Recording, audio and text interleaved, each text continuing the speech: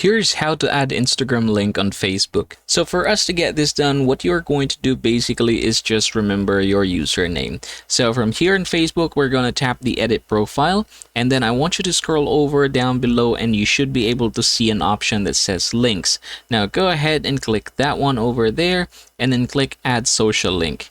Here, I want you to go ahead and choose the right platform. So we're going to choose Instagram, and then we're just going to enter our username. So this, for example, is my username. I'm going to enter it there.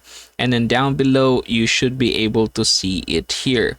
Now we are just going to go ahead and tap the add button down below and then click the done. So we're going to save this just like so.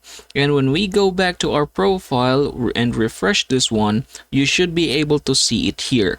Now, if you are going to click that over there, click the Instagram, you should be redirected to that particular Instagram that you have entered there.